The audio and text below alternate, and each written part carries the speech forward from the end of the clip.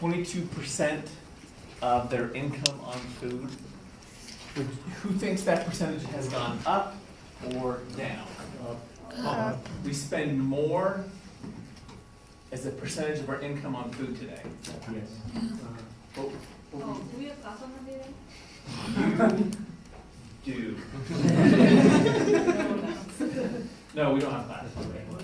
So you can take that block and take the test, that's the idea, or if you want to take it early and get it out of the way, you can do that too. Or if you want to put it off to the last minute, that's an option. Who's going to put it off to the last minute? There you go. And that's, all right. So, 2013, it's 10%. We spend less as a percentage of our income today than we have in the past. Any ideas why that? And this is why we're getting progressively thinner, right? We're shrinking as time has gone by, right? Well, what if because we have a lot more things to spend our money on now than we did when people did in 1949? Yeah, well, yeah, we do. I mean, it's true. Back then it was, yeah. Yeah. Yeah. There were socks and bread. Bread, oh, bread. Well, the cost of transportation of food has gone down too. Transportation of food? Yeah, so the food prices are lower than it was before. That's it. That's kind of the key. So our caloric consumption is going one way and the cost of food is going the other way, right? So then this is how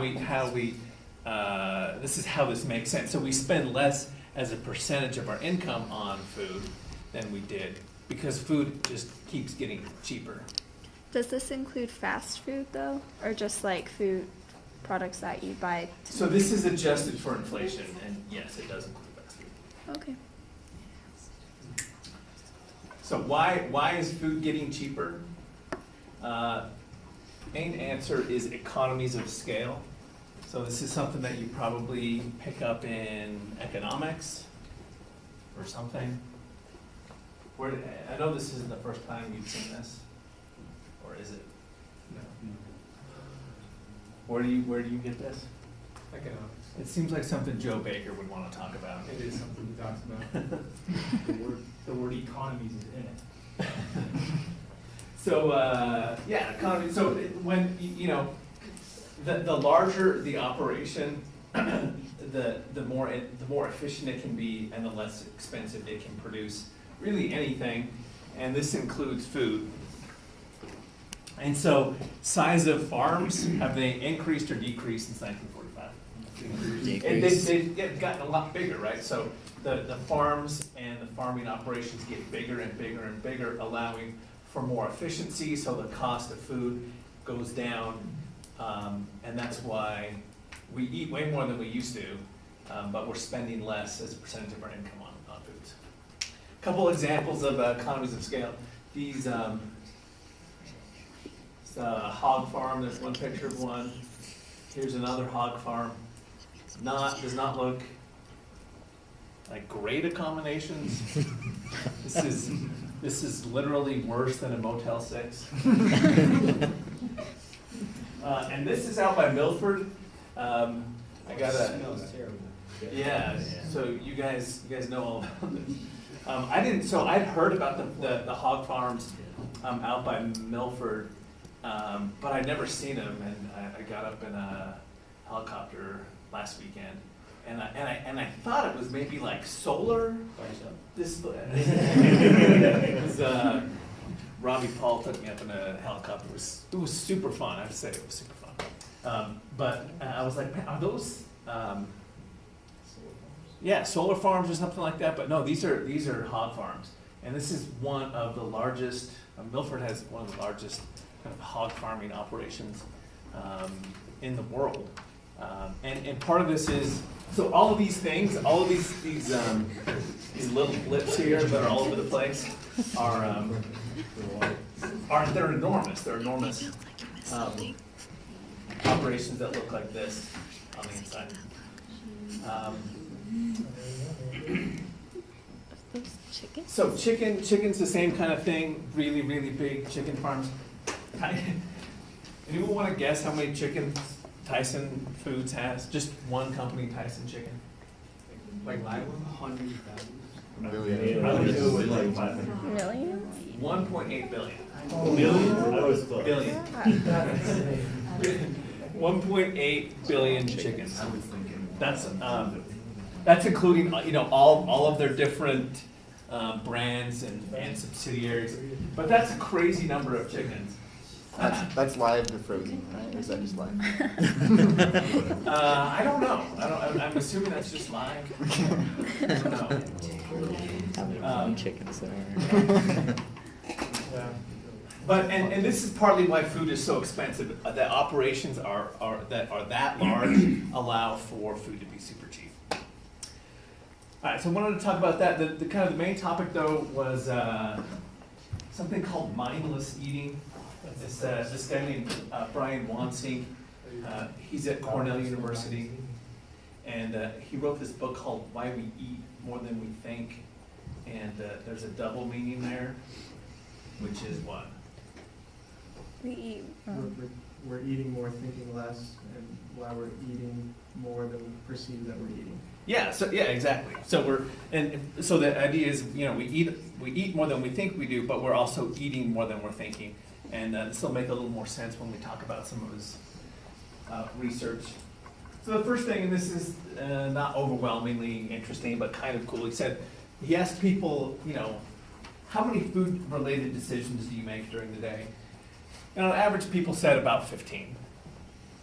And then he had another group that that he kept really close track of around every meal and throughout the day, and had them keep track of every time they made a decision related to food. And that group came up with about 250 food decisions. Meaning that people are making a lot more food-related decisions than they are aware of. And that's kind of the main point, and we'll talk about kind of different ways that that's true. What constitutes a food-related decision? I'm glad you asked. Do you want to, do you eat it at a table or in your car? Do you want to biggie size it, eat it all, save some for later? Anything that kind of relates, that constitutes a food-related decision. How did he measure that then? Because what if it's like someone in their head trying to decide between like different kinds of yogurt? Did he ask them or? So he probed them throughout the day at regular intervals and asked them if they had made a food-related decision. So really, it was up to the participants what they considered a food-related decision. Okay.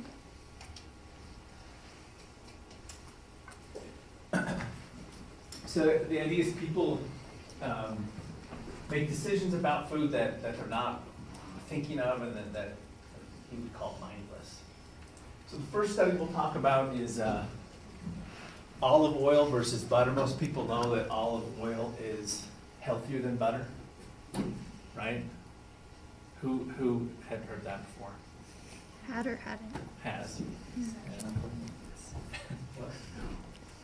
And this is true, but not if you eat a shit ton of it. And then it stops being true. And so what he did in this study was he went to an actual restaurant, and people were either given butter or olive oil just randomly for different tables. Then he measured their consumption of fats per slice of bread. Any guess how they would measure? How would you measure that? How much butter they put on a slice of bread compared to how much you dip your bread in the olive oil? So how would you? I would guess that would be olive oil more, because you're like, oh, this isn't bad for me, so I can use a ton of it, and then all of a sudden it's bad for you. Yeah. So how would they measure it? Well, don't they have little metering devices at the top of the bottle when you pour it out, lets out a certain amount of liquid? And so then whenever they use all the liquid, you just come back and pour more on there, so you can actually calculate how much is on the plate and how much they've used. That's good. How much is left in the bottle of oil, or how much is left in the butter after? Yeah. So they pre-weighed everything, and then they brought it out, and then people used it, and then they brought it back, and and weighed it again and found a difference. And it's a pretty solid way to test for how much was actually consumed. And so then that gives you a sense for how much was eaten. And as Jake suggested, people eat more fat when it's olive oil than butter because it seems healthier, so you drench it, right, and then it's not healthy anymore, right? So they eat 16% more fat per slice, despite the fact that it has less fat. This study I like a lot. So has anyone seen, by the way, seen this movie, Payback with Mel Gibson? It's a great movie. It really is. It's got Mel Gibson. Yeah, it's got that. It's got some toe-related torture that's hard Classic. to watch. Did you say toes? Yeah. Toes. Okay. just wanna Pretty, make sure I pretty heard that. classic too. If you get kidnapped, that you can expect that to happen. Yeah. No, it's The movie? there's a Toe torture. Every movie that doesn't have toe torture sucks. yeah. No, that's it's an important element in a good movie. So what they did was they had 168 people, and it was a bunch of students, and they gave them a free pass to a movie. They showed this movie, and everybody got free popcorn. Right? But they had little codes underneath the popcorn where they weighed each bowl of popcorn, and then they had two different varieties. Well, actually four. So they had a large size and an extra large size of popcorn, and they randomly, gave people either, a large or an extra large size.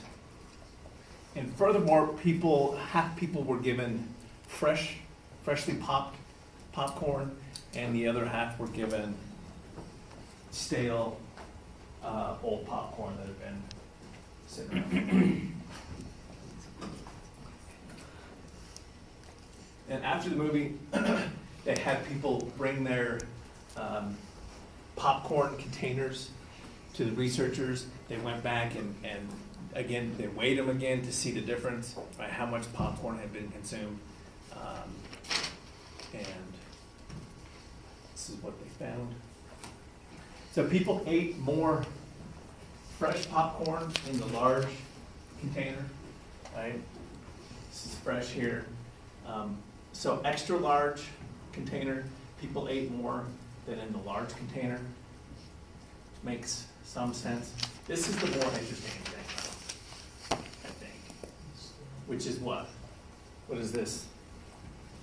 Would be increasing steel consumption. Yeah, so, Just because the container is bigger? yeah, so why does that not make sense? Still gross popcorn. More Yeah. bad stuff. Yeah, so just having a larger container prompted people to eat 34% more popcorn, despite the fact that it wasn't good popcorn, it was stale. And obviously people tasted the difference, right? Because in both conditions, they ate less of the stale popcorn than the fresh. So obviously, it was bad enough that people were disinclined to eat it, but but they still, well, first of all, they still ate it, and they ate more with the larger container. So what does that suggest about kind of how people make food-related decisions? Well, if you have more, you're inclined to eat more. Yeah, so the kind of, one of the things that people say is that you eat with your eyes, right? And that's kind of what's going on here. People were eating with their eyes. There's a lot of it, and so it kind of prompted people to eat more. Container shape, so people think that tall vessels hold more than equally sized wide ones. So this is perceived as holding more than a large, than, I always want to use the term squatty, and that's not really a word. I think we all understand. Yeah. Short and stout? That's not bad. So people tend to over pour short glasses. They believe they under pour. So, we're attuned, when it comes to liquids, we're bad at estimating. And when we see a tall container, we assume that there's a lot more in a tall container, which is why if you look, if you go to Maverick or any gas station and you look at the shapes of the bottles, they're all tall and they've gotten narrower over the past several years. But bottles keep getting narrower and taller. Why do that? Tequila's not that. Tequila's not like that? That's fair enough.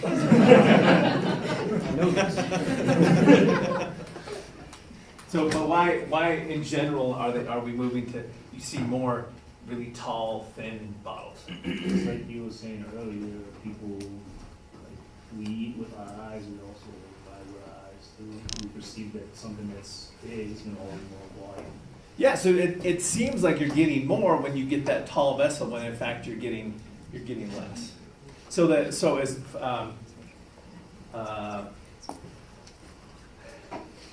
you know, on the product side of it, you get to put less. You're actually giving consumers less, but they feel like they're getting more. So it's sort of a double win for you. Your prices and costs are kept down because you're giving people less, but people think they're getting more. So that's why stuff looks with super advanced CGI technology. You can see people think this will.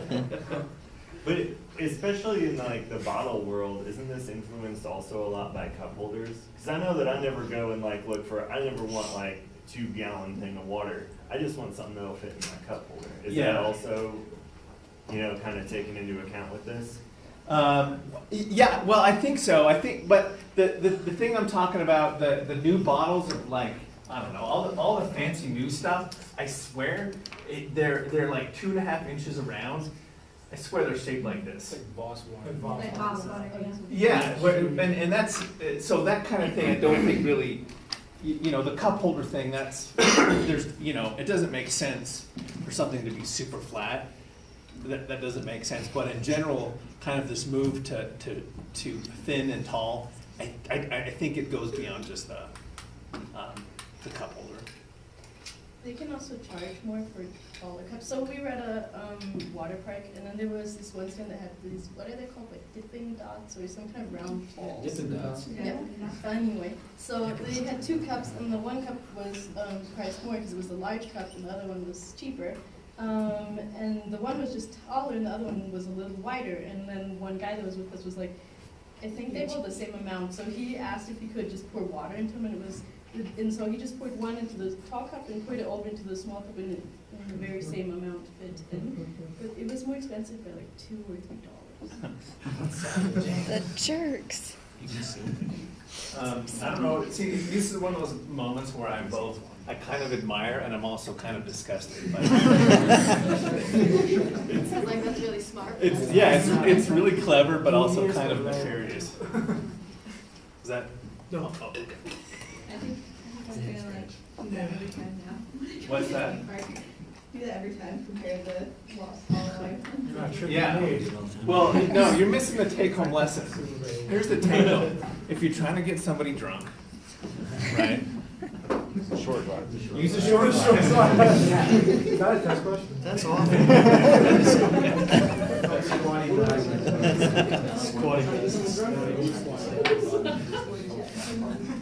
makes sense. All right, so here's a study that they did. This Brian Wansink guy did at like a food camp. I don't know if it was like a, what the nature of it, but people were, it was kind of cafeteria style, and people were given 2 different sizes of cups, right? The tall, narrow, short, wide. Both held the same amount, but then people filled up, however much juice they wanted. And when they got to the end of the line, they had to estimate how much they had taken, and then they actually weighed the glasses to see how much they were. They actually poured. And you can see that estimates are pretty much the same, right? People estimated 7 ounces kind of regardless. But when it came to what they actually poured, huge difference, right? The short wide glass, people estimated about the same, but with the short wide, they actually way over poured, right? They thought they were getting less, they over poured, and the tall slender is the opposite, right? They poured a lot less than they thought they had. The difference was 88%, which is a lot. So if you own a restaurant, just give people tall glasses. Yeah, tall glasses seem to be convincing, but probably be more labor intensive though on your servers because they're going to be refilling more often. I will say, what is it, Brick House? They use those mason jars. I like that. Love that. Yeah, I like that. That's good. They did the same thing, but they did it with Freeze them, people who pour drinks for a living, Yeah, the freeze them. bartenders. They went to the 48 of them. You would assume that they would be better. So they gave them highball glasses or tumbler glasses, and asked to pour a shot. This is something that they do a lot as a bartender. And they pour 28% more into the squatty ones, the tumblers. Right? A little bit different for experience, more experience. People were a little better at estimating how much they were pouring. But the point is that even people who pour drinks for a living are susceptible to being misled by the size of the container. Quick little video, basically a replication of what we've been talking about, but with ice cream and cheesy music. Welcome. I'm Brian Watson, the author of the book Mindless Eating, Why We Eat More Than We Think. Hi. Think you're too smart to be fooled by a bowl? I mean, we all think that. That's why these things end up having such a huge impact on us, because we think that we are a lot smarter than this bowl is. But here's what happens. We brought in 86 experts, some of the greatest nutritional science experts in the nation, brought them into an ice cream social, and we gave them a big bowl, or we gave them a medium-sized bowl. And we watched what they did. We gave them a big bowl and a big ice cream scoop. They have taken 53% more ice cream than they did if we gave them a medium-sized bowl and a smaller ice cream scoop. As smart as we are, we're not smarter than the largest bowl. It's important to realize that the best diet is the diet you don't know you're on. Get rid of the big bowls. Use the smaller bowls. If experts are even fooled, what hope is there for the rest of us? Now, if you'll excuse me, I'm going to get back to the party. With the poor. I want to meet him. Can we get him to come to SU? No, he's too busy for this. That's hard. I'm too stupid. After the first take, the director was like, "Show a little more Hi. emotion." Think you're too smart to be fooled by a bowl? I mean, we all think that. That's why these things end up having such a huge impact on us. Everyone think they're smarter than a bowl. All right, so this guy, as I mentioned, I don't think I mentioned this. He's at Cornell University, and they have a food studies lab. And Cornell's got money, and so he's got a super cool setup. He's got a kitchen that has all kinds of fancy things. So they have scales hidden under, like embedded into the table, and they also have these bowls are fed, or some of them can be fed soup up on the bottom of it, so that as you eat, it automatically refills, and so you're eating and you're not aware, but you're Can I get that actually. on my house? Yeah, you never leave. I will not be in class. And so the question is like, what effect would that have on your eating if the bowl automatically refills itself? Like, So half people got normal bowls, half got bottomless bowls. And then at the end of the meal, they asked people how much they ate and how much did they think they ate. So they measured it, they had the scale so they knew how much they had eaten. And they also, and then they asked them to estimate how much soup they'd eaten.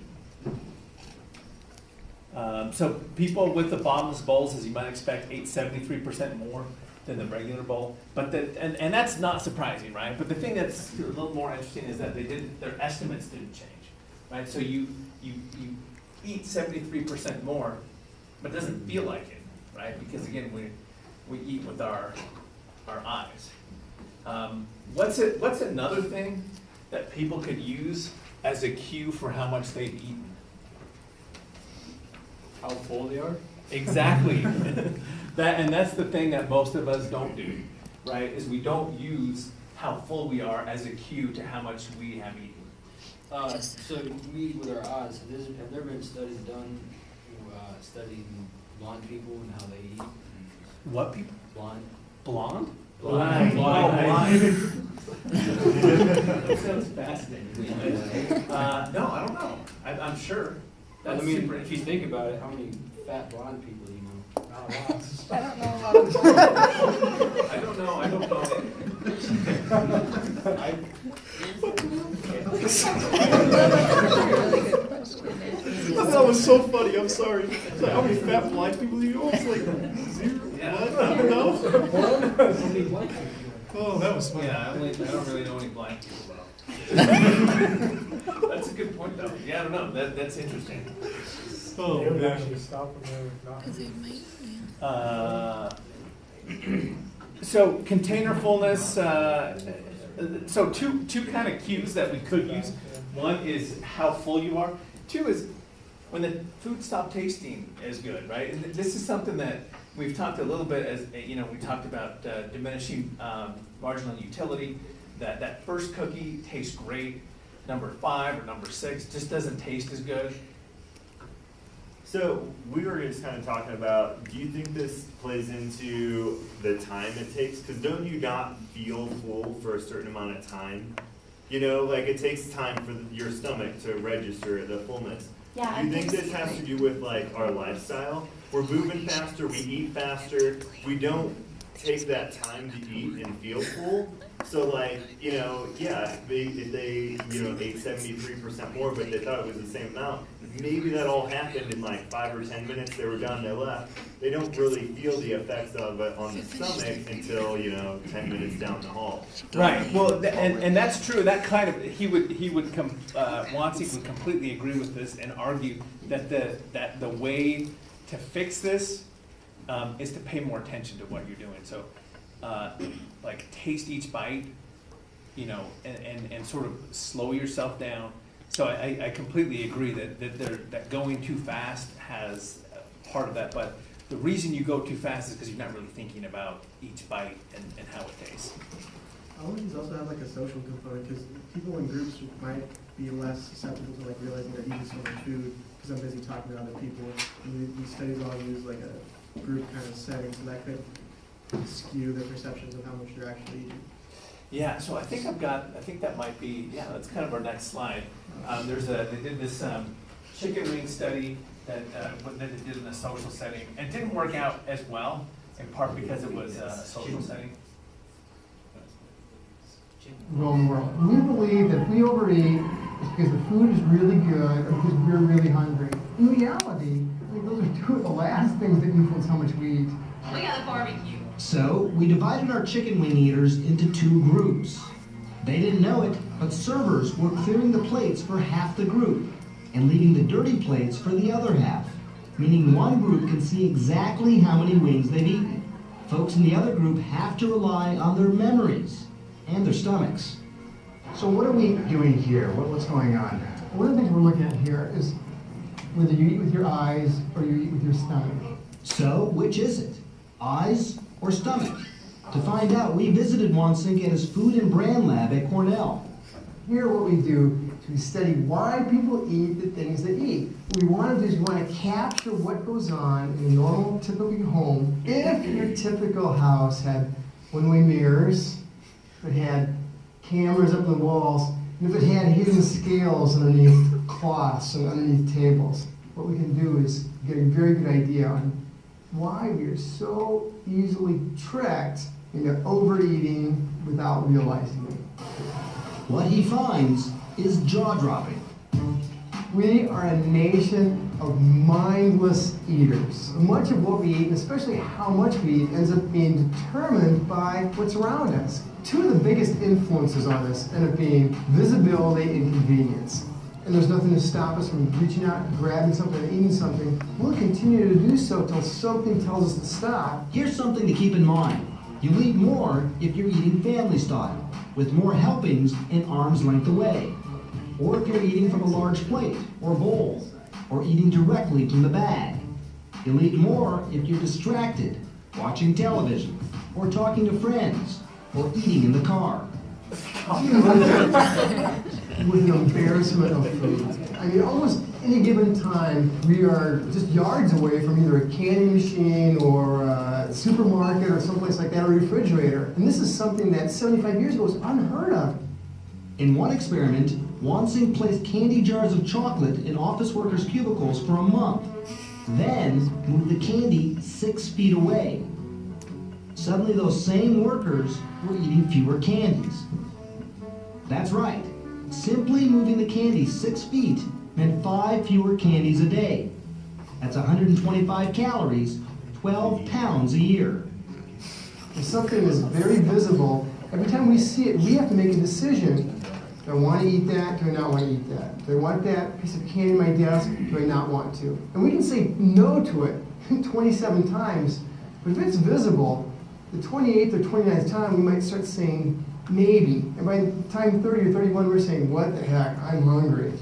In another study, people at the movies received free bags of popcorn. The moviegoers who received bigger bags ate more. And here's the kicker. All the popcorn was stale.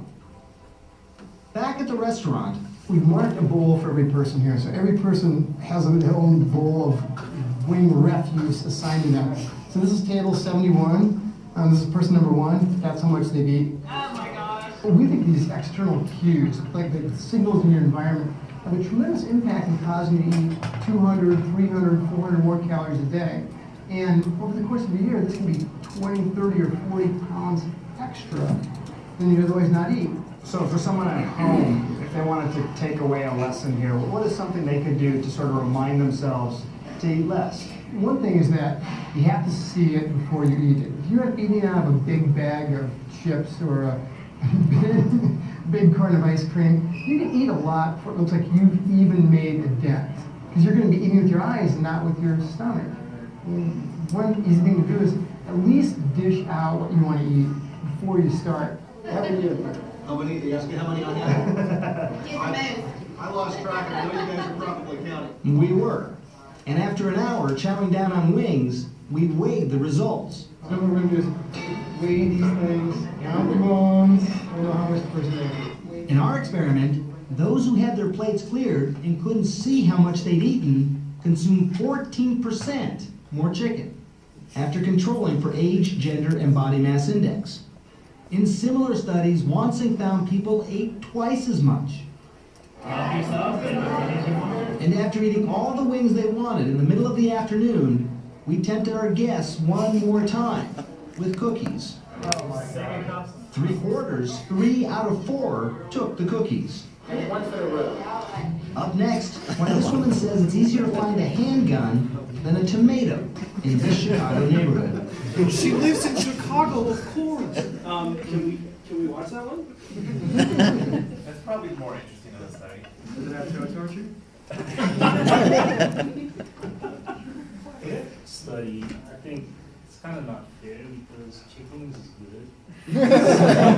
I would say that I don't get that the leaving my discard away or taking it away. I would still eat. So, if it was like some type of other food, I think people eat less. They'd eat less. Either way. if you leave the, like, what do you call it? The garbage there, or taking out that. I'm not totally following. Like, chicken wings, everybody likes chicken wings, I mean, at least I know that. But if you have something like chicken breast, or something like that, people won't eat as much. You know what I'm saying? No? So the idea, I mean, people ate a lot regardless. The question is, you know, of all the cues that we rely, what they found was that just having that pile of bones there made you eat less because you've seen how much you eat. But by taking them away, then you don't have that frame of reference, so you keep going. So that's kind of the idea. Kayla. So what about in like the fancy restaurants, they give you the huge plate and then like a tiny serving?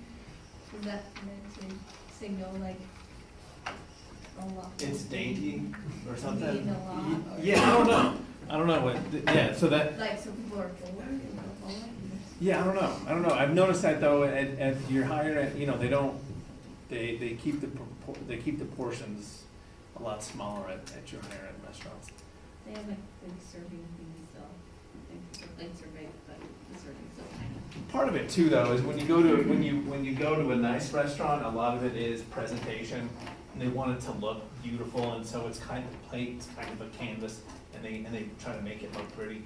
That's probably part of it. A couple more facts. So, change from a 12-inch plate to a 10-inch plate. People serve and eat about 22% less.